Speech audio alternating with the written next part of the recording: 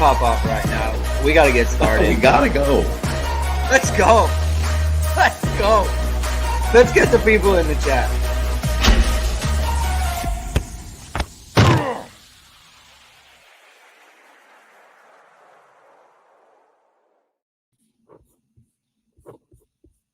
Hello, everyone, and welcome to Hit and Hustle from IrishSportsDaily.com. I'm your host, Greg Flamong, and with me, as always, is Jamie Uwiyama, Mr. Jamie University. It is Tuesday, November 14th, and we've got a mailbag show coming off the bye, Jamie. We didn't record a Thursday show last week.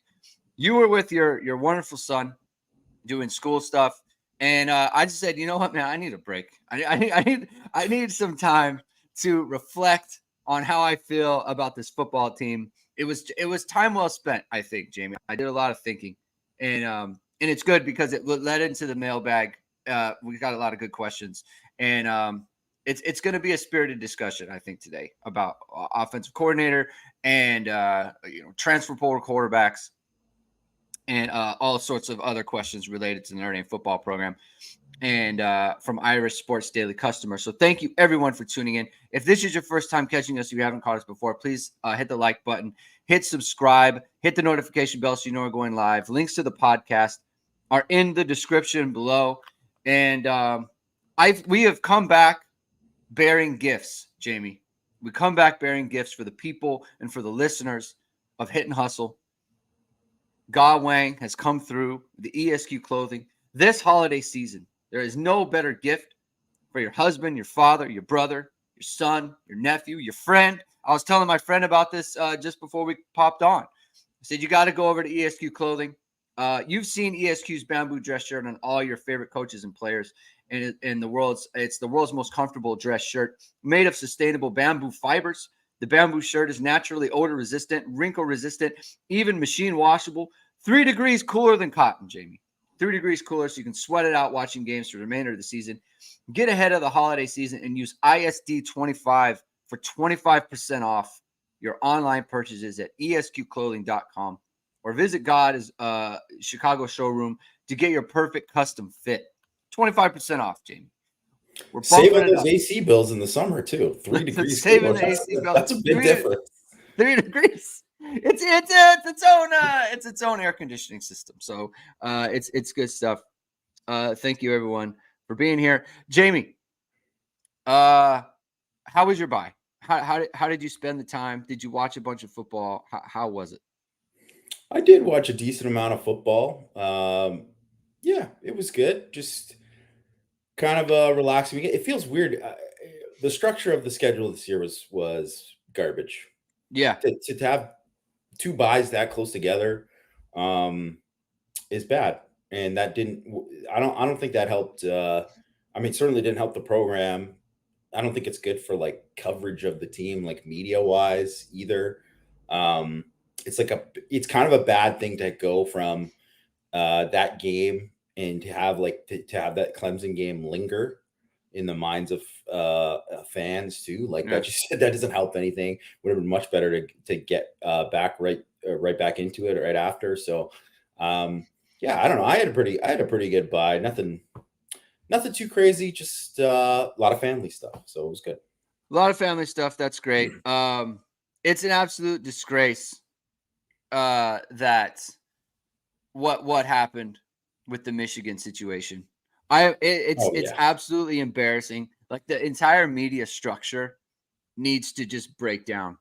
The way that these people are just enabling these cheaters. Like they can't. I don't understand why they can't call it for what it is. Like everyone is trying to figure out, is this fair to Harbaugh? Is it fair? Excuse me. They cheated. Whether or not they knew or whatever, the fact of the matter is that opponents, the players that the Michigan played against, were cheated out of a fair playing field. And like, what about equity for them? Where is their justice come from? No one cares. It's all about Jim Harbaugh. I got Sharon Moore crying in the post game. Oh my God, it's just unbelievable. It's terrible. So I was appalled by that whole thing. And so that's kind of how I spent it. But it was a good buy. It was a good bye week for me. YouTube user says, sorry to go off topic here, but I usually don't get to listen live. Thank you for being here, YouTube user.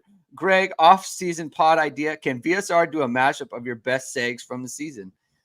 They probably could. I mean, I probably could do it. I just need to go back and, find all the video and everything. So, that's, I could try to do something like that. The chat's going off, Jamie, about the OC and transfer portal quarterbacks. There's so much going on. I can't go back and I can't rehash this whole conversation that's going on. From what I see, though, it's a spirited debate and everyone's being cool, so that's fine. So go about your business. We're gonna bring up the mailbag right now, and we're gonna get into it. Cameron Crazy. Cameron Crazy 818. Texas A&M hires Mike Elko, Freeman, and Bowden. Need to convince Riley Leonard, Graham Barton, and Dwayne Carter to hit the portal and come to Notre Dame. Make them offers they can't refuse. Is the call coming from inside the house here? This guy's a Duke guy, and he's Cameron Crazy. Take our guys. Take our guys away. But our first question has to do with Texas A&M, so let's get into it. Sloth asks, what potential A&M hires would you most fear to be on the sideline against Notre Dame next year? What about long term? What would you fear if you were on the A&M rival? Would those be different answers? So, who do you not want to see coaching against Notre Dame next year for Texas A&M in an opener? I mean, I think out of the options, they got there are not many bad options out of the names that you see. Obviously, you see Dan Lanning say that he wasn't, and I think that's probably a good thing in the long term because I think he was pretty. That's pretty definitive. Yes, he's not going anywhere. Yeah, and he shouldn't. Everything is set up for them to do well. They can still where they're positioned right now too. I think they're in a better. They're in the best position on the West Coast. Yeah, to land most of the top guys West Coast. They can recruit national. They have Nike like nobody else has Nike. Money, if it's money, money is not a thing there. So he just would have to really want to go coach in the SEC and just be like, oh, we're gonna go for Texas. But it's like you go to A&M, you still have to compete with everybody in the SEC and everybody. You have to compete with Texas for recruits, and you got to get Alabama's going into Texas for talk. Yeah. It's hard, and I would say that even with the Big Ten adding all these teams, it's still probably going to be easier to get one or two losses in the Big Ten than it is in SEC. Is going to be tougher to navigate. So I don't think it makes a ton of sense for him, but to go there. So I think, it's probably a smart move. I mean, I think Mike Elko would be not a guy that you want to see there because immediately he makes them just competent. Right. Yeah. And I mean, he's a good coach. He's a good coach. Yes. And so I would not want to see him. I mean, it's hard because there's so many names that are just like Mike Norvell is a name that people have talked about. Mike Elko. They're going to go after basically any coach that is when we're talking about the Dan Lannings of the world, that's who they're going after. So yeah. It would have to be it just I think the fact of the matter is that Texas A&M is going to be better next year, and they're going to be more competent next year. It's not going to be just kind of like a mess dumpster fire. They're probably going to be pretty good. Yeah. And so that's kind of the reality of it. Yeah. And I think that it's going to be an interesting kind of case study because I think, obviously they're going to go after a big sitting Power 5 guy. I think that's pretty fair to say.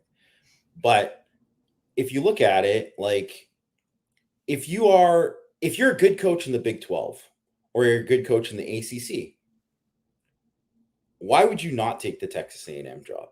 If you're in the Big 10, whatever. Unless if you're a lower level Big Ten, whatever, right? But I don't think they want any of the lower level Big Ten guys. But I'm just saying, right? Like there really is, or you could see like someone in the SEC trying to like trade up. Like so, I mean, you get more resources at Ole Miss. Got plenty of resources, but they don't have the same resources that Texas A&M has. So if Lane Kiffin took that job, it would make sense, right? It would make sense.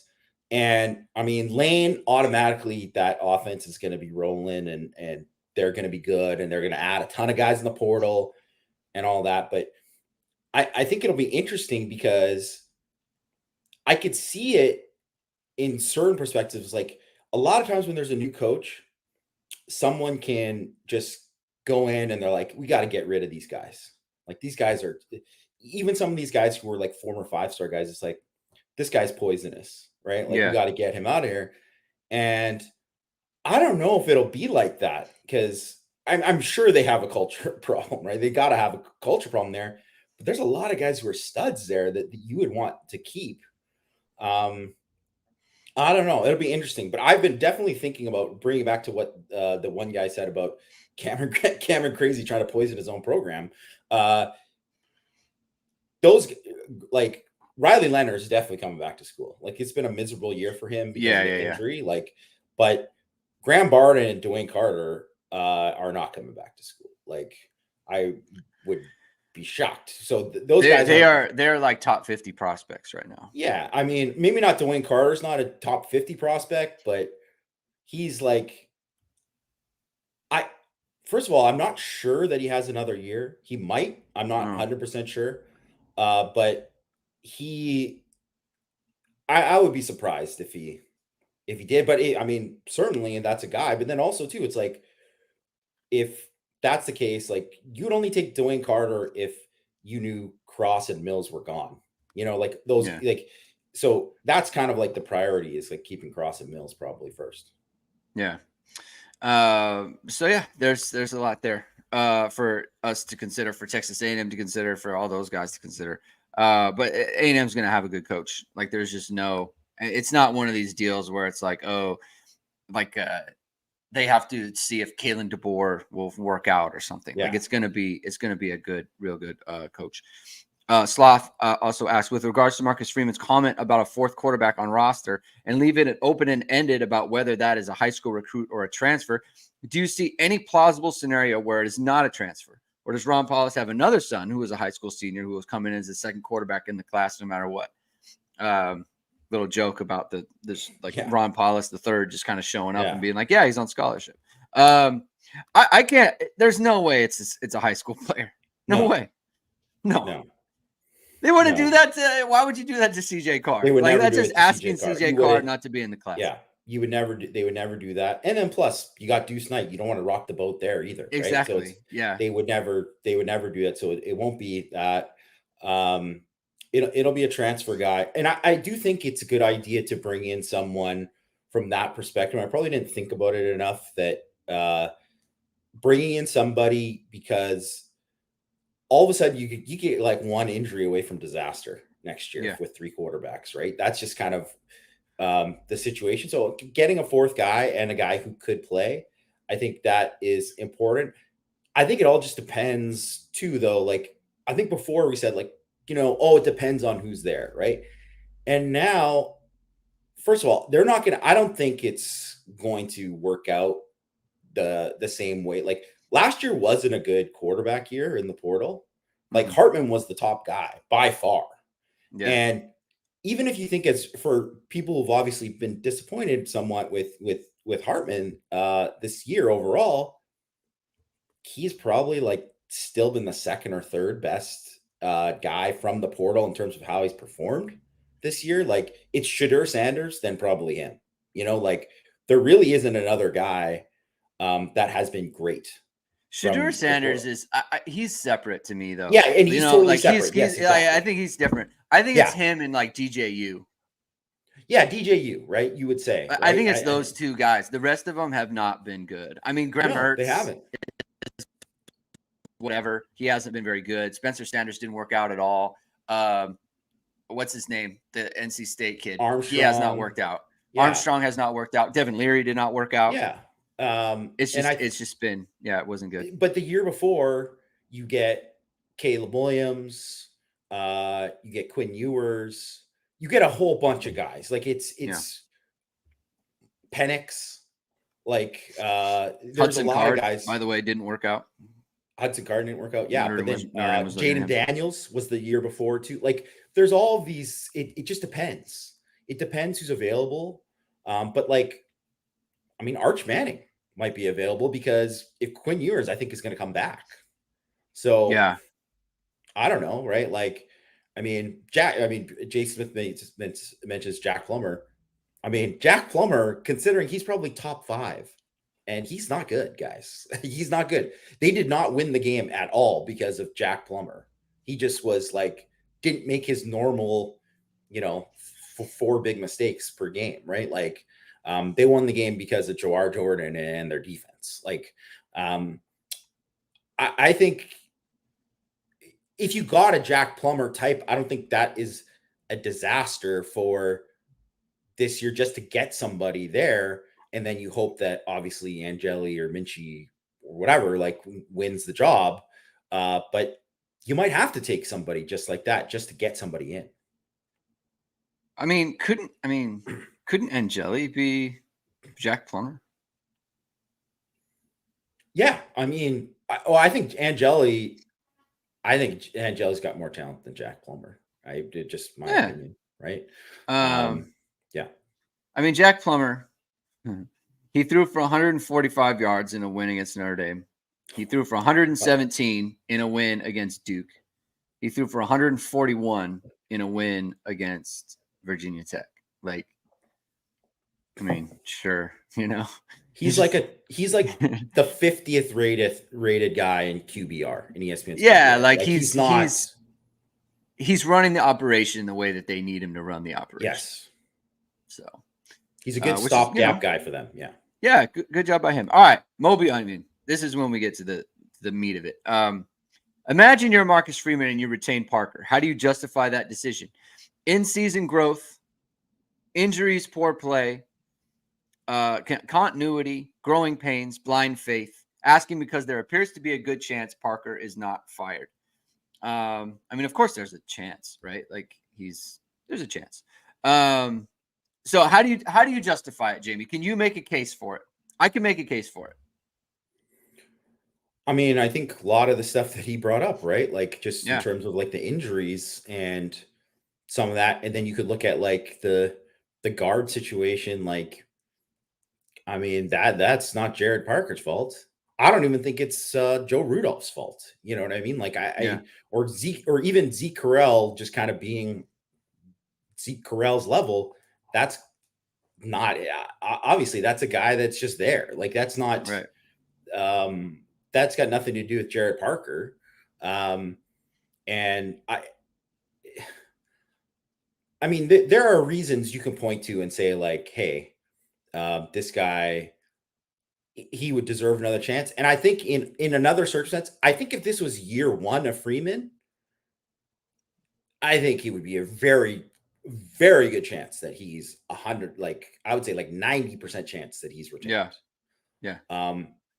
But now this is the second year of Freeman. And so there's more heat now than there was a year ago, where last year, obviously there was heat, but at the end of the year, you're like, okay, that's year 1. Freeman was kind of dealt a bad hand, whatever. And it's not that Freeman still, there's obviously like a bunch of stuff, like BK left a bit of a crap sandwich in certain areas too, right? Like, I think we can all agree with that in certain personnel areas, right? Like that's part of what happened or what's gone on with the roster and some of the roster deficiencies. Yeah. But that doesn't matter in when people don't care about that. They'd look at the defense and they'd say, this team should be 9-1 or 10-0, right? And they look at all these things and they're like, well, the team underachieved, right? The team should be better. Mm-hmm. So that's on Marcus Freeman. So next year is a huge year for Marcus Freeman. So it's kind of like if he goes out and all of a sudden Jared Parker's not working out and he's got to make a move in season or something, you can't just, I mean, he might not make it through the thing. Like he has to think about all of these things, right? So it's not a simple, it's not as simple as that. There's, man, I mean, I don't envy him. It's a very difficult thing that he's going to have to, decision he's going to have to make. You could make the case that Jared Parker came into just the worst situation anyone's had at Notre Dame, barring like 2007, offensively, where the wide receiver, when he took the job, when he accepted the job, when Sam Hartman, and this is kind of a defensive Sam Hartman as well, like when those guys signed up to run the offense for Notre Dame, Caleb Smith was supposed to be a receiver, like Caleb Smith, Virginia Tech. He was supposed to be boundary. Deion Colsey was supposed to be boundary. Jaden Thomas was supposed to be a wide receiver. Lorenzo Styles was supposed to be a wide receiver. None of those guys are playing for Notre Dame right now. Lorenzo Styles left the program. Caleb Smith left the program. Jaden Thomas is hurt. They lost Mitchell Evans for the season. Not just that, but now Jared Parker has to deal with the fact that Sam Hartman has never been in an offense like this, right? He has no upperclassmen wide receivers who have played wide receiver previous to this year beyond Chris Tyree. I mean, even something as small as like Matt Salerno going down hurt them. That does, yeah, for sure. It just like it ended up mattering. It didn't need to matter, but it ended up mattering. And that it's just very difficult, right? Look, you have to, in hindsight, you do have to look at the NC State game and be like, you know what? That's a really good job. Like no one has gotten over on NC State like that this year. They did a great job in that game. That was when they had Jaden Thomas. That's when they had most of their players. And so that's a good game.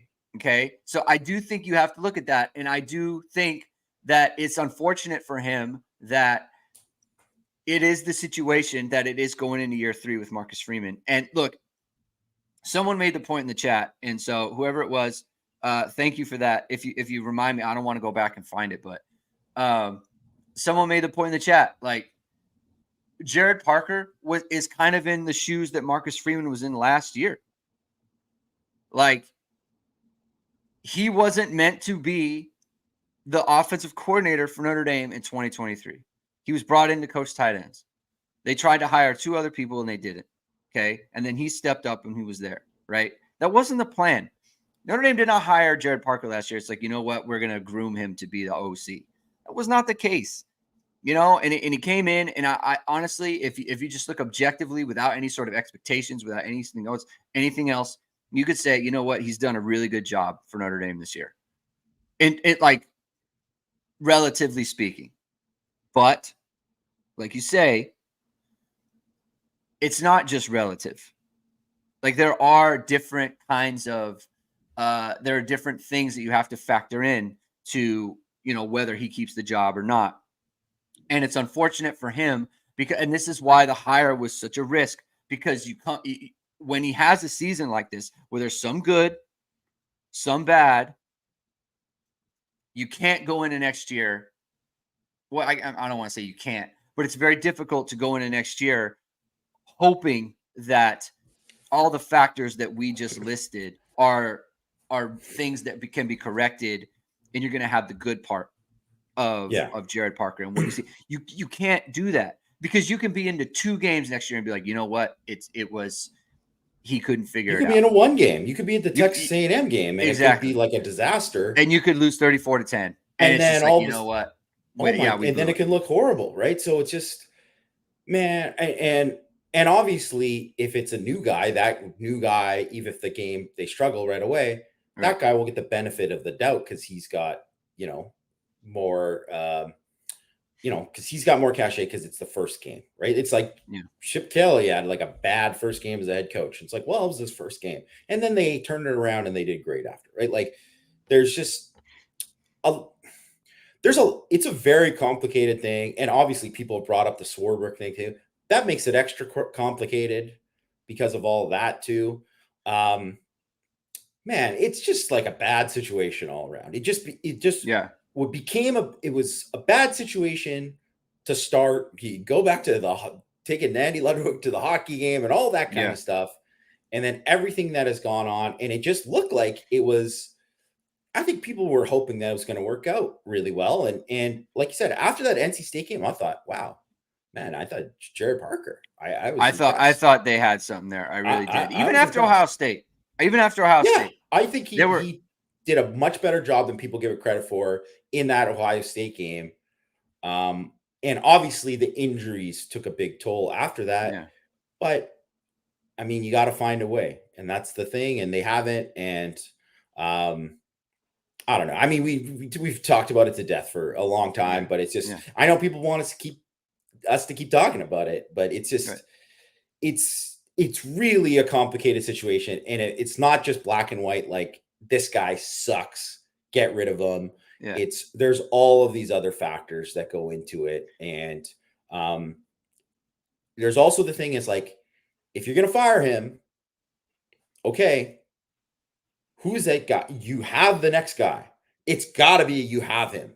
Yeah. Because if you can't have like an extended search again. You can't have an extended search. That guy has to be in place right away. So there has to be a ton of back channeling with the agents and all that kind of stuff. And who knows, there might already be stuff going on right now, right? But I'm just, it has to get settled. And if I'm like Pete Bavacqua, I'm like thinking of, because he's got to have a say in all this too, right? Like, I mean, there's got to be a ton of conversations going on in every single thing. And it's going to be interesting. The one thing I'll say, it's good for page views on. It's good for page. Good for page views on ISD. And here you brought up Pete Bavacqua too, right? Like, Jack Swarbrick been around the college game for a long time. Like, he knows people, he has relationships, right? What relationships does Pete Bavacqua have in this area? Like, what input can he be like, you know what? Like, I really like this OC from Toledo, or, I really like Jason Candle. A lot of people have said good things about him, or a lot of people have said good things about Brian Lindgren up in Oregon State. Like, let's get them out. Like, what is his expertise in this area? Like, why should we think that he has any? So that's another factor where it's like, there's a lot going on, and not a lot is particularly good. And kind of my last thing on this is, like, it does kind of feel like USC last year with Grinch, and it just being like, you know what, like, we could talk our way out of this, but when you watch the games and in the moment, just the visceral reaction is, man, this is not it. It's not it. And so, that's kind of, it's interesting too. Sorry to interrupt, but the thing with Grinch, and this is another thing, how the schedule can set it up. And the schedule too this year, because the schedule, everybody knew Notre Dame has all the schedule that's set up well for them early on, right? And then the heart of the schedule got there, and it was not good for Notre Dame's offense, right? And the thing about USC's defense is, even though they weren't good in those first 6 games, they were 6-0. So maybe if they had played Oregon early and just got boat raced, and then it's like, then you make that decision, right? You make that decision there, and he's forced, Lincoln Riley's forced to make that decision, and that's obviously not what happened, because they're scheduled, and it's like, it's one of those things, right? Like, I mean, BVG was just so obvious. That was just like the biggest, easily the biggest mistake of the Brian Kelly thing. And not even just originally hiring him. Obviously that was a mistake, but to bring him back after 2015 was just a massive mistake. And like, here's another thing. We meant to move off this, but it's a point that I think needs to be made too in defense of Parker. When has Notre Dame faced defenses as good as NC State, Ohio State, Duke, Louisville, and Clemson, all bunched up in like 5 of 7 games? They just haven't had that, right? Like, that has not been they face like maybe one or two of those types of defenses a year. Yeah. Louisville has turned out to be really good defensively. Duke they're is top really 20 and they're 20 in DF plus. Louisville is. Ohio State is third. Clemson is 9th. Duke is 24th. Those are they played a lot of good. NC State is 16th. Right? They played a lot of good defenses. This is probably the hardest defense year. So it's just tough. It's just like I feel bad for the guy. It's a lot of things went wrong for Jared Parker that really were not within his control. City K Core asks, so an honest opinion, do you think, let's just say, do you think, it's just your opinion, okay, whether you think it, do you think that Jared Parker will be Notre Dame's OC next year? I honestly don't know. My guess is because of what I said earlier about the kind of the pressure to make sure you get it right next year, is I would lean towards no because of that. I just think that there's just a lot of pressure to get it right. Yeah. And unfortunately, it's kind of one of these things where it's like, I don't think this year you can say like, man, Parker doesn't deserve to be an offensive coordinator again. Like, like after the Brian Van Gorder experience, I was like, who's going to hire this guy as a DC? And then like 2 other programs hired him after to be their DC. And that was just hiring malpractice by those other programs after. But I think with Parker this year, I could easily see him, getting another job if he doesn't get, if he gets let go. Right. So I don't know. I think because of that factor, I would lean towards that. But my honest opinion is I don't know. I don't. Yeah, it's hard. It is hard. And I bet you Marcus Freeman doesn't know. And like a week ago, I'd have been like, no way. Like, no, they can't. But then when you factor in, like, you do have to have someone in mind who is better. Yeah. And I don't know.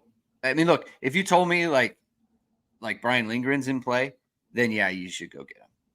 Because you do have to be confident. Like, you do have to be confident. It's like, this person I know can teach offense, like can teach the things that we want to do.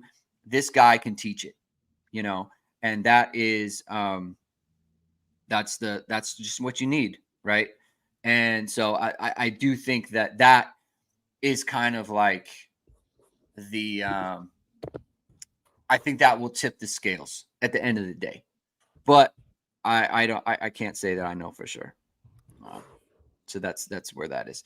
Keenan Knight, which is kind of really changing topics. How did you both get into Notre Dame beat writing and ISD? Do you have other side gigs we should support?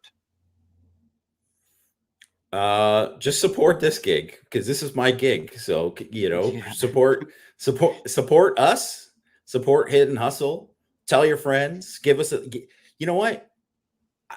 Hit the like button, hit the subscribe button. Tell your friends about this show. If you think it's good, I think we do a great job on this show. Obviously I'm biased, but I think we do a great job. I think we're different than a lot of the rest of the beat. I think there's a lot of good options on the beat, not shaming anyone. I'm just saying that I think, we're a good option to listen to. And I hope people read my stuff on ISD. And, I get a ton of great feedback, super kind feedback from people all the time. But support that as much as possible. If you know people who are interested in Notre Dame football and want to subscribe to Iowa Sports Daily, tell them. Like, if they're looking for a place to subscribe, there you go, Tyler, with the super chat, Tyler, all that kind of stuff. Thank you for the super chat, yeah. Tyler. I appreciate the support there. So yeah, I would say if you support the various things we do, right? Like Dimes with Dara, we have a show coming out tomorrow. Like, watch that, tell people about it, right? I think that's the biggest thing, is like just telling people about the show. People tell all the time. Like, oh, we love your show. We love your show. Okay. Thank you for telling me. Tell other people. That's how you can support us the best. As far as how did I get into the beat and ISD, it was probably, well, I blogged at uhnd.com for a really long time. That's what I did. And we had did we have a podcast? We did have a podcast for like a year before. But I got into ISD because of the film stuff that I would do on Twitter. And then I started talking to Matt. And then Matt talked to me about coming on. And then he talked to Mike about me coming on. And then that's how it happened. That's pretty much it. I forgot to tell how I think so. Actually, for everyone who knows Matt Freeman, right? I think if you listen to this, you probably know Matt Freeman pretty well. I think he's the best on the beat right now. If you're checking him out, no one knows the team and recruiting as well as Matt. He's just fantastic at his job. Also, bias as well because he's a good buddy of mine, right? But that I've worked with for many years. But Matt and I came on basically the same time at Our Sports Daily, and it was Christian McCollum from Our Sports Daily who was the one who kind of connected us with Mike, and that's how we started. And I was doing my own thing for a while. I had my own site, and I was doing just recruiting stuff, and I was freelancing, and I did, I've been a Notre Dame fan. I was a Notre Dame fan for growing up for a large chunk of my life. And then I was doing freelance stuff for like a Virginia Tech site and for a Pac-12 site for recruiting stuff, just evaluation stuff, scouting stuff. And then I got connected with the guys who are at 18 Stripes right now, which used to be, they used to run the SB Nation's One Foot Down, and then they moved and went independent. All a bunch of great dudes over there. So I started out and I was doing stuff there. And while I was doing stuff there and doing whatever, I met Christian at the opening 1 year. I think it was like 2014, maybe. So I can't remember. I think it was 2014. And then, anyways. And then about a year later, I started ISD. Yeah. Mike in Oklahoma, thank you for the super chat. There's a re-raise situation going on over here. So we appreciate that. Thank you for the support there. So yeah, man, it's I love working for ISD. It's great that everyone's awesome. Mike is awesome. Mike is like truly a great boss. He is. He's always he's very how do I put it? He always understands. Like he'll always work with you, right? And he will always he's very understanding of everything. He's always supported us, and he's always, he's had ideas for the show as well. But he's done a great job on the beat for like decades. He's the godfather. Yeah, Mike Frank is the godfather. I mean, there's a reason so many people have been subscribed to him for like 20, 30 years, right? So I'm proud to be here, and we're happy to do this show, and we'll keep going. Let's see, Ryan MCD MacD. Can I get your 5 most likely transfer quarterbacks? I think coming up with 5 is hard because it's really it's unknown who's actually entering the portal. Who are a couple where it's like you think just whether they're in the portal or not, like just I think they're a good fit for Notre Dame and what they want to do. Well, I someone mentioned it earlier. We talked about it earlier. Riley Leonard from Duke, a guy who's I think he's a good player. He's had a miserable season. Obviously, hasn't played for a while. Like basically, Howard Cross ended up ruining his season. Obviously, not intentionally. Right. And also Al Golden too, because Al Golden does that to quarterbacks, and that was So, but I think he's a good player. They don't have a ton of talent. They didn't have a ton of talent at receiver. Like, definitely didn't even have like Mitchell Evans would be by far their number one weapon if he played for Duke. And like Chris Tyree would be by far, in my opinion, like he would be just there. Notre Dame is much more talented, even with all the injuries, than Duke at receiver. And He's mobile. He's got a good arm. He's throws on time. I like him. I think there's definitely a lot more meat on the bone, and I doubt he's going to go to the NFL after this. And then obviously Pratt from Tulane, who's, because you kind of know that he's going to go there. I mean, certainly is a guy that I've watched, not a ton of him. I've watched enough of him to think that he's a pretty good player. And I think he's definitely somebody he's certainly good enough to start at a Power 5 program, right? At a Power 5 program, and someone that, out of the guys that you kind of think, I mean, those are the only two guys that I can think of that I think are pretty good, that I'm fairly confident they'll be in the portal.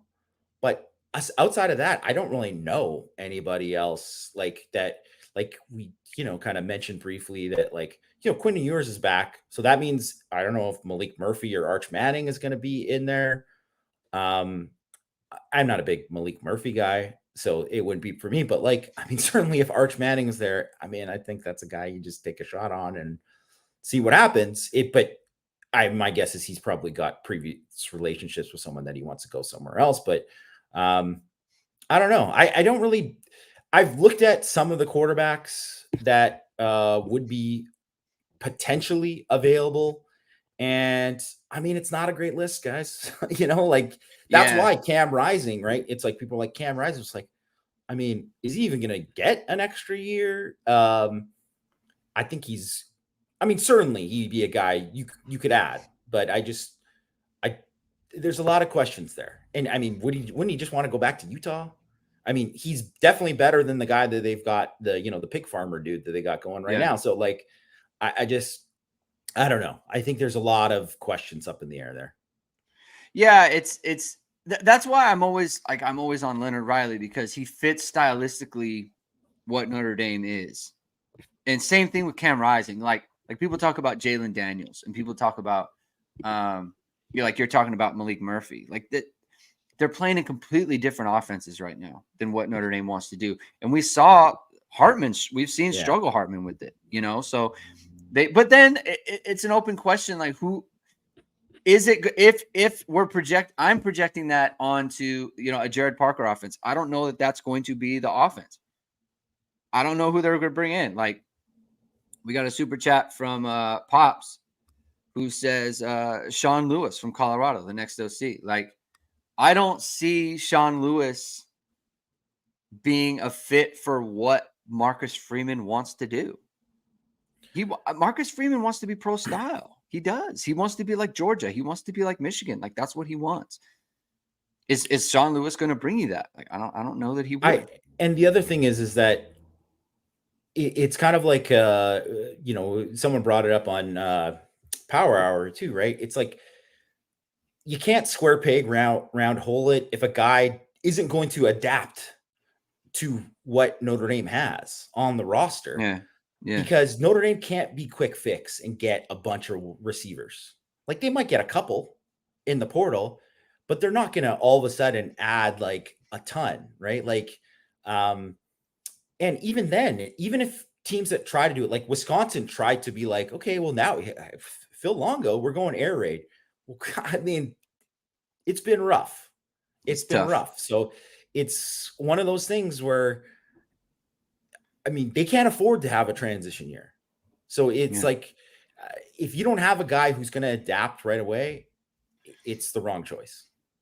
And this is why I always kind of pound the table, like publicly and privately, for Brian Lindgren of Ohio or Oregon State, because he like runs the type of offense that I think Marcus Freeman wants.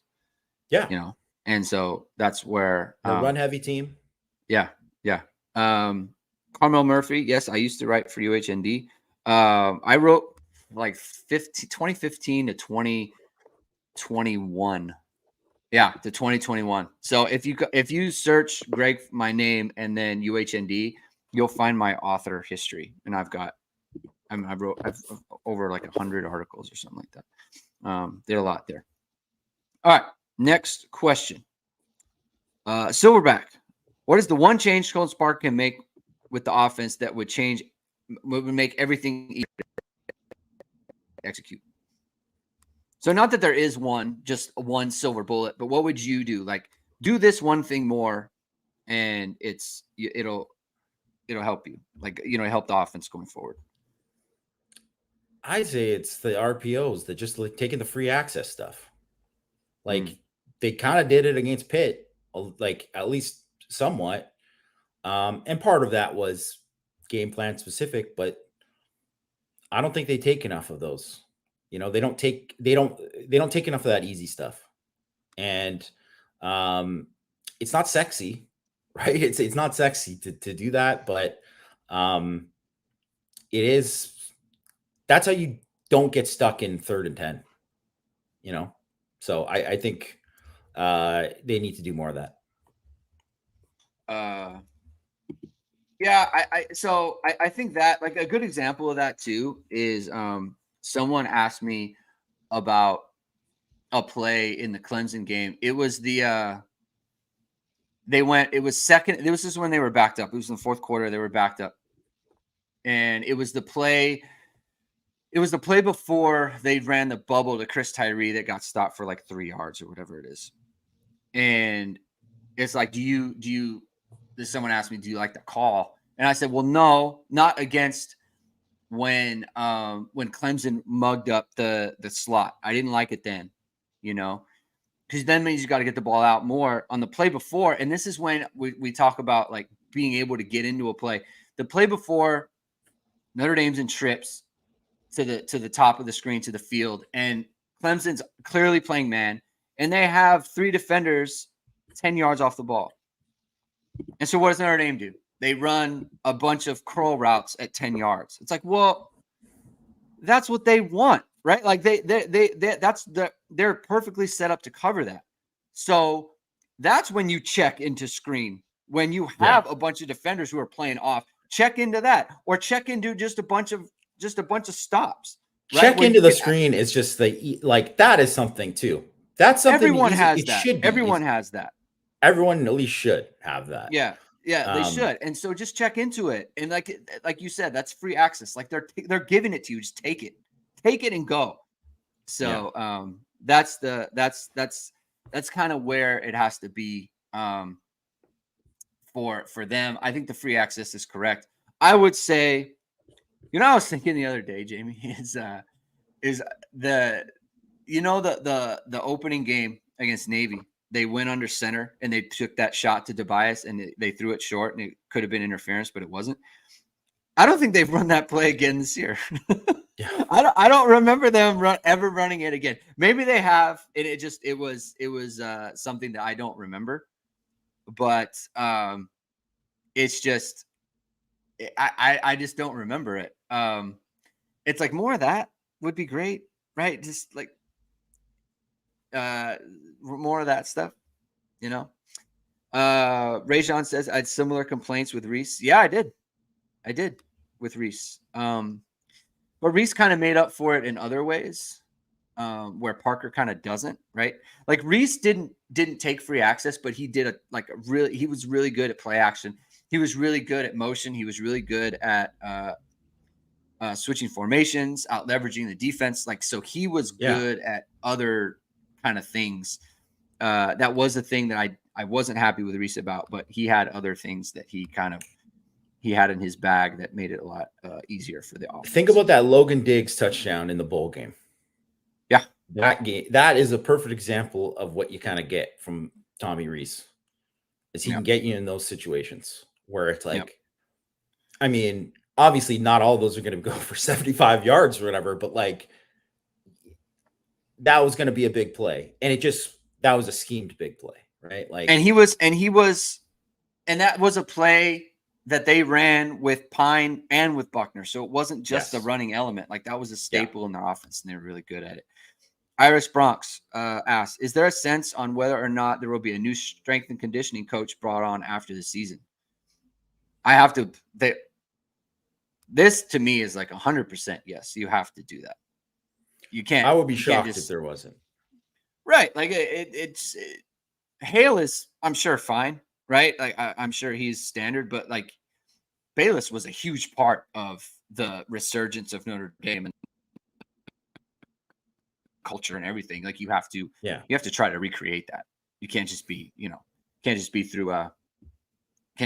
like promoting up. Well, that wasn't even the plan.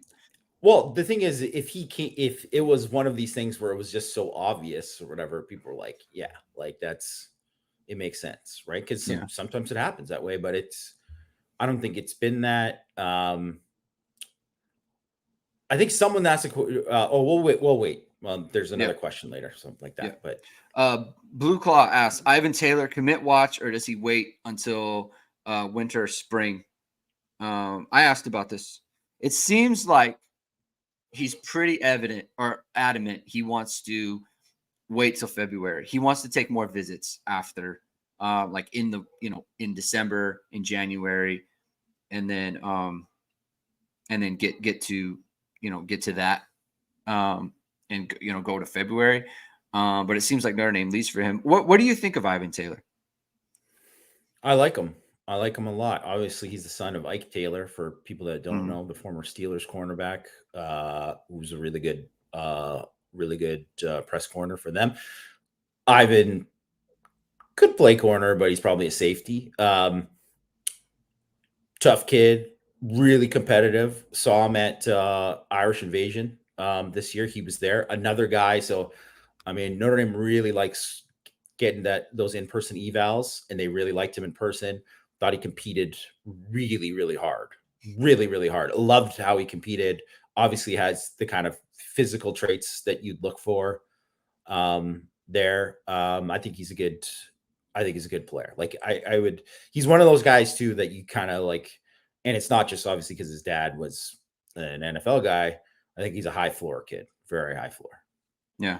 I mean, it's what you want, right? And this is where you get the effect of like Kyle Hamilton first, Xavier Watts second, where it's like you get a guy who's like a star and he becomes a star, he highly rated out of high school, becomes a star, first round pick. He's killing the NFL right now. And then you have Xavier Watts, who wasn't like converted player. Then he becomes a star, All-American, through development. So you get both ends of that, right? And that's kind of always what you want. He's got good tape out there, and we all know the importance of good tape, Jamie, and good film and good video. And if you want that for yourself, for your website, for your child or friend or whoever, then you can hit up VSR Media, founded by Notre Dame football pregame host and Emmy award-winning anchor Vahid Sadrazadeh. VSR Media provides professional and cinematic video and photo.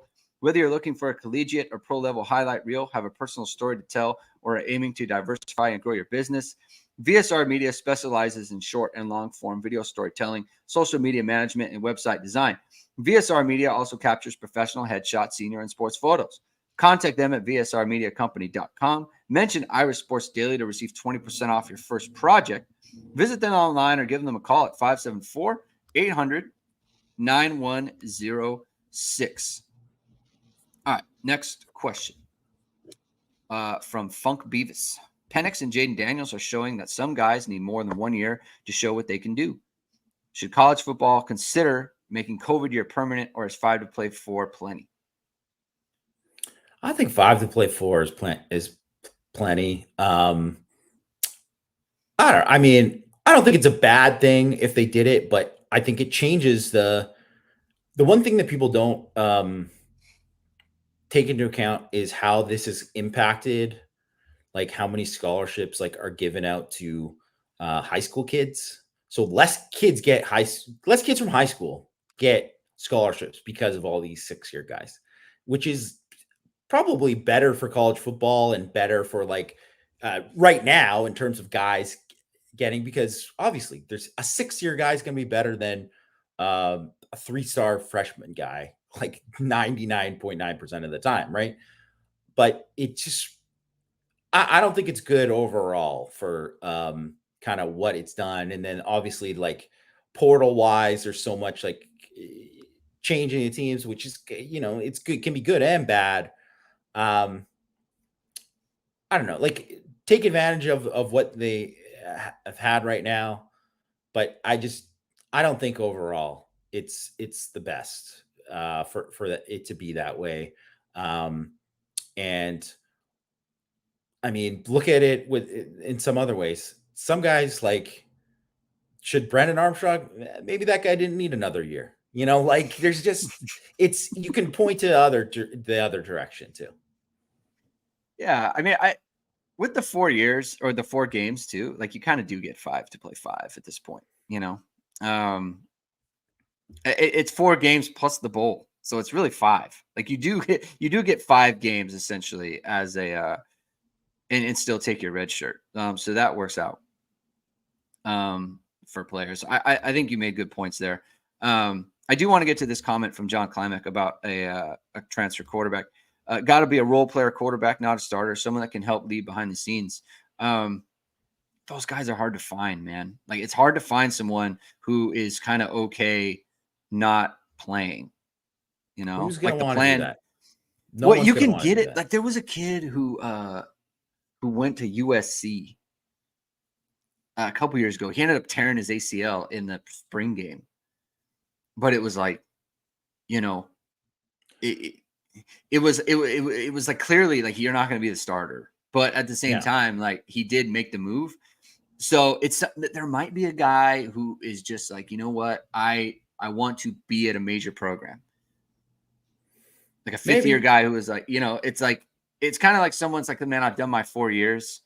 Like I redshirted, started 3 years at a smaller school somewhere. I don't know who this is. And it's like, I just want to be at a major program somewhere and just be like, I'm a Notre Dame fan or something like that.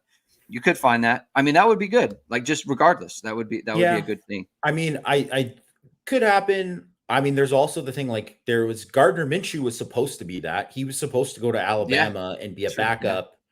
Yeah. And then it was supposed to get him into coaching. And then all of a sudden Wazoo was like, we need a quarterback. And obviously worked out. And Minshew's in the NFL now, right? So it could, I don't know. It could go a lot of ways. You don't want a thing where it's like, we're taking Hunter Johnson because he's a good kid. Like that's what Clemson did. Like, it's just like, then you're just wasting a scholarship and you're kind of doing what Notre Dame did. I mean, whatever, I don't need to get into it, but you don't need to take somebody just to take up a scholarship. Like, it's hard enough. You know what I mean? Like, and it's a fine line. It's a fine line to do that. If they could get someone that really fit that, perfect. But that is almost, I think, harder to find than someone who is actually going to be a good starter. Yeah. Yeah. All right. Next question. Let me blow this up here so I can actually see it. Irish FF1417. Do we realistically think Notre Dame can ever win a national championship? I'm starting to think we will never see it again. What are the vibes on this one for you, Jamie? I look at this year, and this is the most wide open year that it's been in college football in a long time. People like, oh, Michigan, they're dominant. Did they look dominant against Penn State? And that's obviously not a thing where you could say, oh, Jim Harbaugh wasn't making a difference in the game. What did he tell them to run it 70 times instead of 71 times? Whatever. Like they just, nothing would have changed in that game. Whoever wins this year is not going to go down as an all-time great team. Right. Yeah. And if Brian Kelly had left the program in a better spot, I think like the 2019 team would have had a real shot to win a national championship this year. Like, how that roster was built, right? Like that could have happened, right? Like, so it's just one of these things. It's like, obviously it's timing and all that. And I can't really say right now because I think it all depends on how much you upgrade the roster and if, Marcus Freeman is the right coach or not, or you get the right coach at the right time and all of that, right? Like, and I think Marcus Freeman is definitely the right guy in terms of building a culture and like keeping a good culture and then like acquiring talent and kind of understanding Notre Dame. But then it's like, well, he's got to hire the right staff and he's got to have all this place and all of these kind of things. And you just really need kind of a mix of it. And it's like, let's judge Notre Dame when they actually get a good quarterback, like a real guy at quarterback. Like if Notre Dame has a first round pick at quarterback and a good roster, why couldn't they have won a national championship? Like it's not really like a thing right now, because I don't think like Alabama and Georgia aren't this year specifically are not the whatever. And also Nick Saban's going to retire, and whoever the next guy isn't going to be as good as Nick Saban. It's just not. Yeah. So, I mean, Georgia's going to be good every year, but I don't know. I don't know if you'll ever find another Alabama, like that quite to that level. I mean, it might be Georgia, right? But if Georgia's in a down year, like then it could be wide open. And then the other dynamic is that, man, all these like super conferences that it's all this kind of stuff is changing. I'm not saying it's not difficult to win at Notre Dame or more difficult than other places. It is more difficult than a lot of other places, but plenty of places have more resources than Notre Dame and haven't done as well.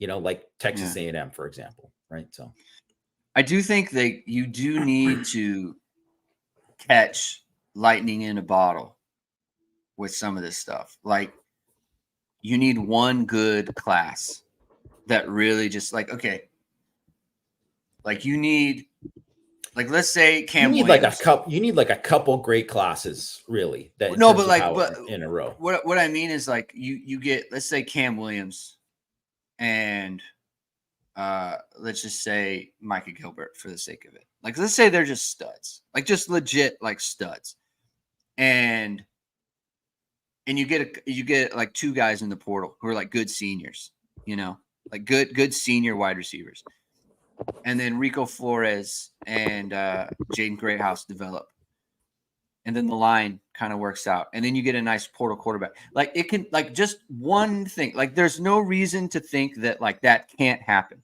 Right? It hasn't happened, but like you just need to catch that one thing, and then, like you said, then the classes start to kind of build on each other. But you do have that young core where it's like they're not leaving anywhere. They're not go. It's like Notre Dame with Holtz in '88, right? Like he hit the jackpot with like Rocket.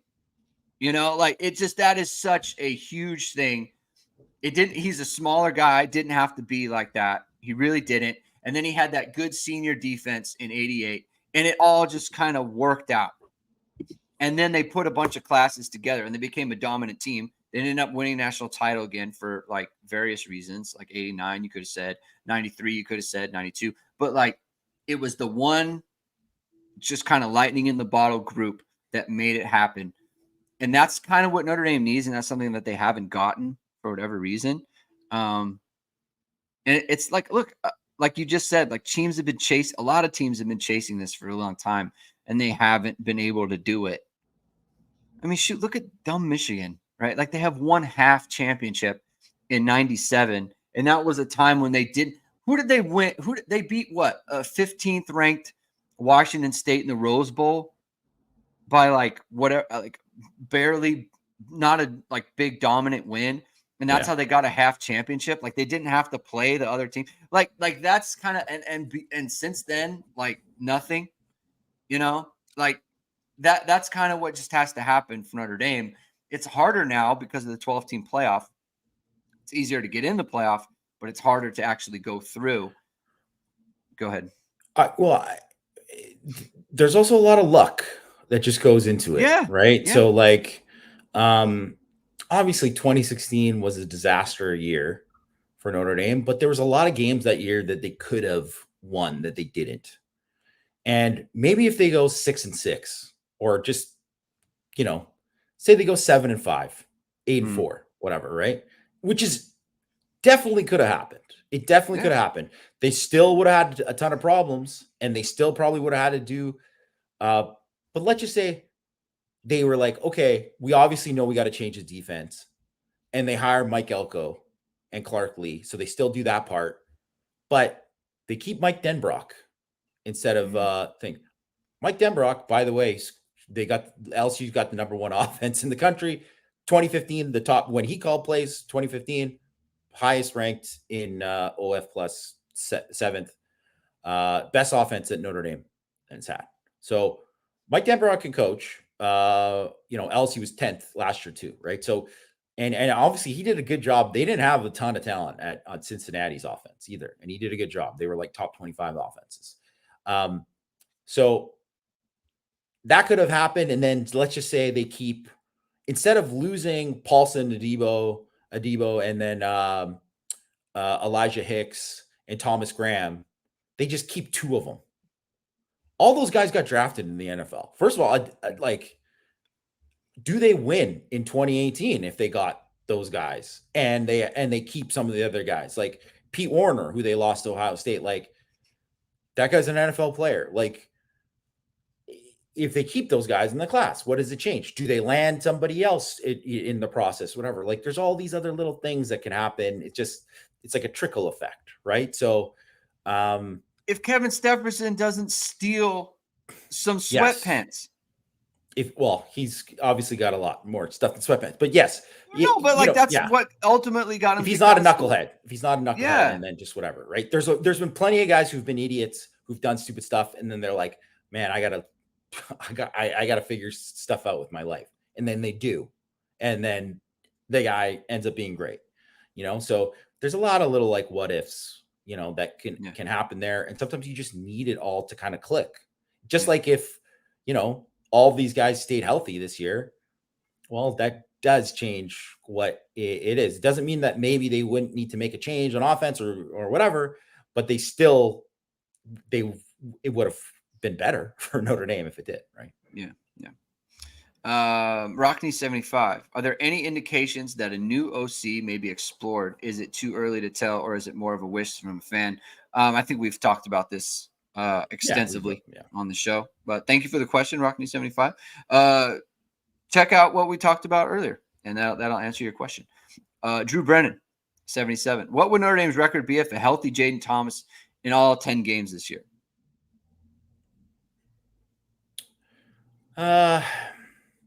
I don't know. I mean, it's hard to say because they hadn't really hit on him. No, they hadn't. Prior to him going down. That's the problem. So, it'd be different if they were like, man, he was coming on. If he was like having the kind of year that Mitchell Evans was having in terms of that breakout, then you would have said, man, that was gigantic. But I think he didn't even get a chance to really break out. If you think about it, Mitchell Evans broke out after Jaden Thomas got hurt, right? Yeah. So I don't know. I honestly don't know. I mean, it still might be 7-3. Maybe it's 9-1. I don't know. But I mean, he was healthy for most of that Ohio State game and didn't do anything in that game.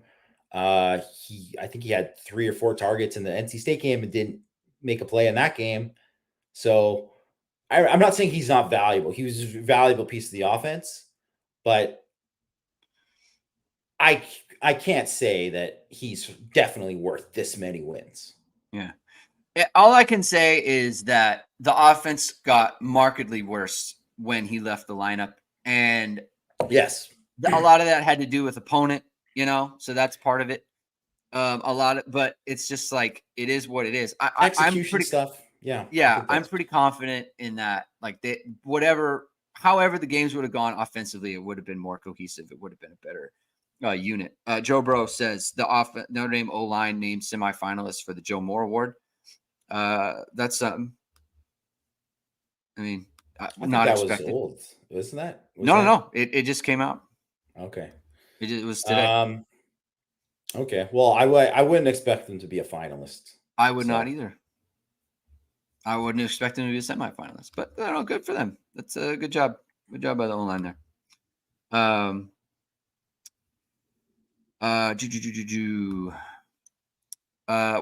me get to this point by John Klimek and why it's hard to answer for the Jaden Thomas thing. One catch changes a year. One deep ball to Rico. One deep ball to the OSU guy. Who's the OSU guy? I think he's meant Emeka Egbuka. Oh, yeah. One deep ball to Greathouse. Hardman needed one deep ball to be different. Yeah, so basically, like,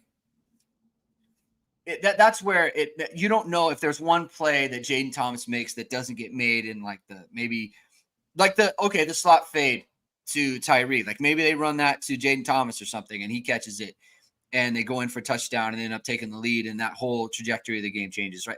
Like that's why it's hard to kind of project. That's why I'm just saying like on the main, I think the offense would have been a lot better and more cohesive. It would have been better for sure. Yeah. Let's see. Son of Notre Dame. Are the wide receivers' hamstring injuries related to Bayless leaving and a change in the strength and conditioning program? Why or why not? Okay. Why or why not? Impossible to answer. Just impossible to answer because, we're not, and 100% impossible for anyone who's not involved in the program to answer. So if anyone's telling you and blaming it on the strength conditioning coach, they'd have no way unless like somebody's telling them, and even someone within the program might not even definitely know why. The thing is, the one thing we can say, Jaden Thomas, whether or not these guys are getting hamstring injuries was from what was going on with the SNC or not. One thing we can say, training staff brought Jaden Thomas back too early. They blew it. And that is training staff, not SNC staff. They blew it, and that leads back to kind of the Jaden Thomas thing. So if you think Jaden Thomas was going to make a huge, huge difference, he definitely was going to make a difference. I don't know about a huge, huge difference overall, but he was going to make a difference. I mean, the training staff blew it. They blew it there. That is an L for them. And unfortunately, that has hurt Notre Dame this year, right? And I would even say, too, like, as fair or unfair as it's been, there's been a lot of guys who have like retore their ACL too. And that's not a good thing. That's not a good thing, and it's one of the reasons too, why Eli Raridan was like, so trying to be so careful of like not getting back too soon here, which is probably, and who knows if he could have been back earlier or not, but just like, why even risk it because of what has happened before? So I don't know what it is there, but there's something wrong there in terms of whether it's S&C with some of the stuff and them not doing it, whether it's the training staff not understanding because everybody's body's different. Everyone's going to react different to rehab and all this kind of stuff. But there's obviously, it hasn't gone well for Notre Dame in a lot of that respects. And some stuff is just football. Guys, Mitchell Evans gets hit on the knee, and all of a sudden his knee blows up. What are you going to do? Right. But when it's like non-contact stuff and there's other things that are going on, or Avery Davis blows out his knee in after doing it again a year, like that was obviously a huge thing that happened last year. Like those are big deals, and it's happened a lot at Notre Dame. And I mean, I don't think it's happening as much frequently as some other places. So that's a problem. Yeah. The hamstring thing. So I had heard like Tobias was having hamstring problems as far back as the spring, and he's had hamstring problems kind of throughout, right? Like it just hasn't been right. And that predates Bayless leaving the program. So there's that. Generally speaking, I do think hamstring, like soft tissue issues, period, are a strength and conditioning area. But I would have to hear that there was something drastically different about their in-season workload, or how they were going about doing things, how they were going about lifts, how they were going about conditioning, how they were going about recovery, and all those things. I would have to hear there was something different there than what kind of Hale was doing from Bayless. That would have to be a different thing. So I haven't heard that. And so I don't want to say, it's a strength and conditioning issue as it relates to Hale himself. The Jaden Thomas point we have made numerous times, that was blown. Just, you can't have that. You have a hurt hamstring in week 4 or week 5. And now we're sitting here in week 11, and I don't expect him to play in this game. I don't expect him to play the rest of the season. The way Marcus Freeman is talking, like they've lost him for the season. It sounds like. So that's not good.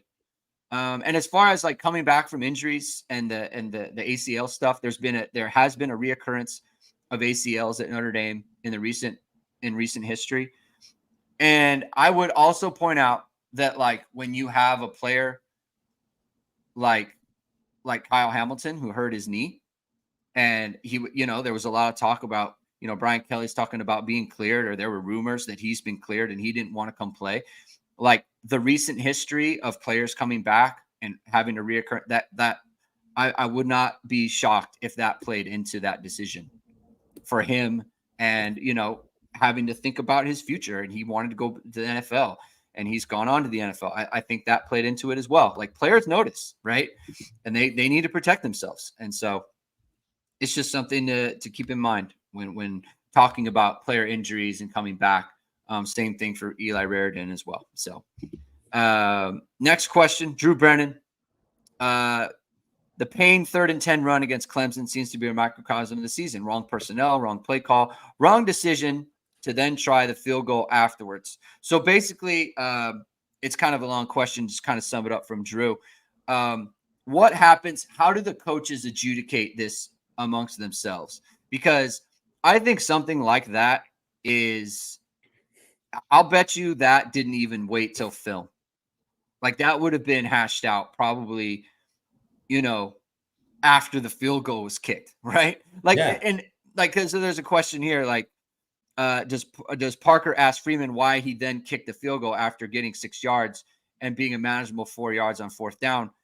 I don't think that I don't think Parker's really in a position to be like, why'd you do that? Right. Like, but yeah, if Freeman didn't like the call, he would just ask him, like, why are we running it there? I mean, and if he didn't like it when the call came in, he might have been like, hey, are you sure you want to run here? What I mean, because it is no time to change the play. Maybe he could have called timeout, but you don't want to call a timeout on the first drive of the game. So, but it probably wouldn't have waited till halftime. What's your view on this? Yeah, I don't think it waited to halftime. I think they probably did it right after that series if there was kind of any kind of disagreement with it. I would say that, and they might have talked about it further after. I'm sure they did talk about it further afterwards. I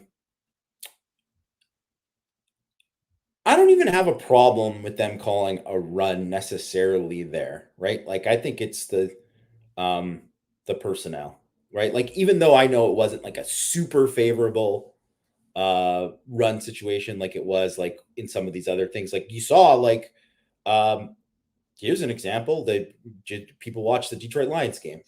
They called it was a third and 6. They run the ball, and I realize it's not 3rd and 6 and not 3rd and 10, but the guy got hit at 4 yards, and then Montgomery like finished it.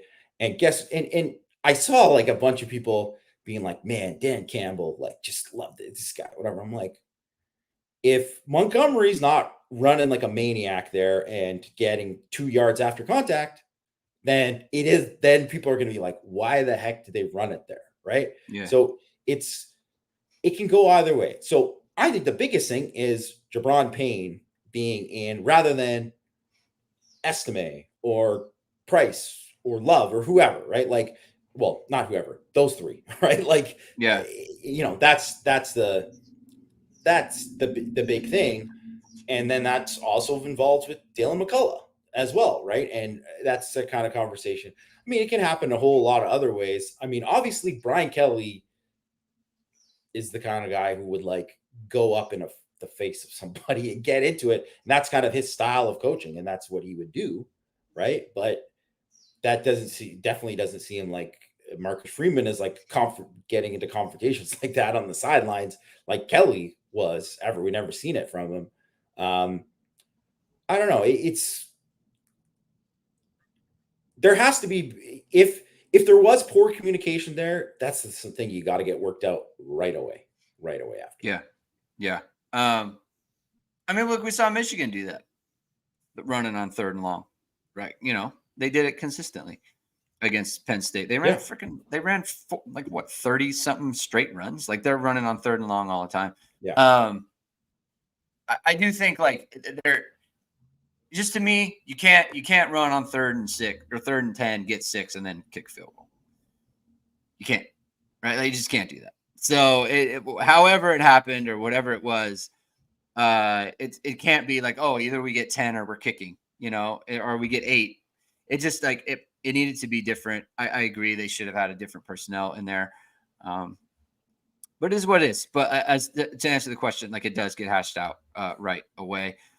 JJT147, the strength and conditioning coach is as important as OC. How do we know Marcus Freeman gets it? Who does he turn to it for advice? I mean, look, any football coach will know the importance of strength and conditioning. It's literally, it's literally like the bedrock of your program. I mean, what condition your players are in, how strong and fast they are. So he doesn't have to be told. I just would be stunned if he did not go out and try to find like a full-time S&C to take care of the situation. Just one thing quick I'll add to it too, because my cousin, for people that don't know, my cousin was like a longtime strength conditioning coach at college in the NFL. And it is one of those things where people have no idea who the good strength coaches are. Like, think of how everyone feels about Matt Balis. Well, Matt Balis was at friggin' UConn before Notre Dame. Yeah. Why didn't somebody else snap him up? Right? Like, why was he at UConn? Right? And it's just kind of bad luck that it just kind of ended up being or whatever, or just something happens. The head coach gets fired. It's got something out of control. Before that, he was at Mississippi State or whatever, and all these other places. But it's like, there's a lot of times there's good coaches, and not just good strength conditioning coaches, offensive coordinators, position coaches that are at places that you're like, I have no idea where this guy is at. And like before, my cousin was the head strength and conditioning coach at Utah State before he got a job with the assistant of the 49ers. And then he eventually got promoted to be the head guy at the 49ers and was like won like strength coach of the year. They're winning all the stuff. He was there during the Harbaugh era. And so they're winning all these things. He's getting all the praise and not to say obviously he was doing a good job, but it was like, he was still doing a good job at Utah State. The just team sucked. You know what I mean? It's just like a lot of different things can happen with it. Like, people thought Mickey Marotti sucked when he was at Notre Dame. And then when he was at Ohio State, people were like, man, this guy's the culture setter. Like, it's one of these things, right? It's very hard. Like, everyone's going to say like, man, this is a great hire. And really, you just don't know until that guy's actually running the program and where it's at. People thought that Longo was going to be a good hire for Notre Dame until he wasn't, or like, it's just one of those things. Yeah, I was going to bring up Mariotti because I remember when he was at Notre Dame, he was like, oh, he's doing it wrong. And it's just not, too many Olympic lifts or too many of this kind of lift and everything. And then he moves on and he's like the greatest thing ever. So that's going to do it for the show, Jamie. It's a great mailbag. Enjoyed the conversation. Love to get back to it. We're going to be back on Thursday previewing the game against Wake Forest, getting to more of your questions. There was a question in here about who should stay. Joe Bro asked who should stay and who should go on senior day this Saturday. So who basically of all the players that are going to be running out, who want to see back. We'll get into that on Thursday. So you're going to want to check in and keep locked in to irisportsdaily.com. Thank you, everyone, for tuning in. Please subscribe. Please like. Please hit the notification bell so you know we're going live. Dines with Dara is going to be out tomorrow in the morning time, so check that out as well. And have a good rest of your week. We'll talk to you on Thursday, and keep hitting and hustling.